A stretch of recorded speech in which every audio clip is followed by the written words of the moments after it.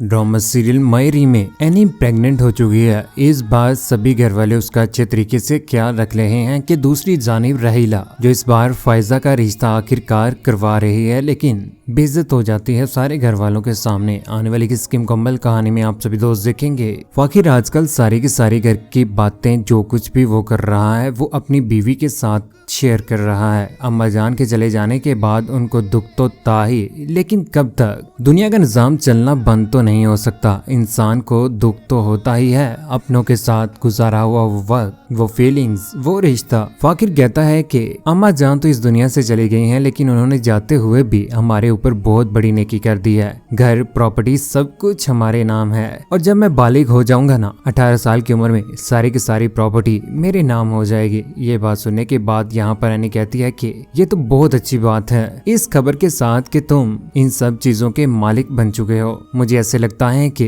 तूफान भी आएगा। उसके बाद सुनने के बाद यहाँ पर फाकिर परेशान हो जाता है। एनी कहती है कि अब्बाजान, रहीला, साइका फूफो और फराज फूफा, सभी लोग क्या तुम्हें इन सब चीजों का मालिक बनने देंगे क्या? वो फाकिर कहता है कि तुम बेफिक्र रहो, अगर कागजात मेरे नाम है, सब कुछ मेरे नाम है, जिनकी प्रॉपर्टी थी उन्होंने ही मेरे नाम की है, तो इनके हाथ कुछ भी नहीं है। अगर ज्यादा तंग करेंगे तो घर से निकलेंगे। ये बात सुनने के बाद एनी खुश हो जाती है कि इस बार बहुत ज्यादा ताकतवर बन चुका है फाकिर भी। दूसरी जानिब रहीला ने जो राशिदा को कहा था कि रिश्ता ढूंढे जल्द अज जल्द फायजा का, और फायजा को भी इस घर से फारिग कर दे। घर के सारे अफराद को फारिग करके उस घर में रहना चाह रही है। जो घर फाकिर और एनी का है, उस घर में कदम जमाना चाह रही है, क्योंकि हबीब के पास तो अब कुछ भी नहीं रहा। रिश्ता देखने वाला जब घर में आता है तो यहाँ पर हबीब भी मौजूद होता है। हबीब रिश्ता देखने के लिए आया है फायजा का। ये सारी की सारी बातें यहाँ पर समीना और सारे घर वाले भी देख रहते हैं। साइका, आयशा भी परेशान हो जाती हैं। समीना कहती है कि किस हैसियत के साथ तुम रिश्ता करवाने जा रही हो? रहीला कहती है कि हैसियत की क्या बात है, मैं सुतेली हूँ लेकिन माँ तो हूँ ना उसकी,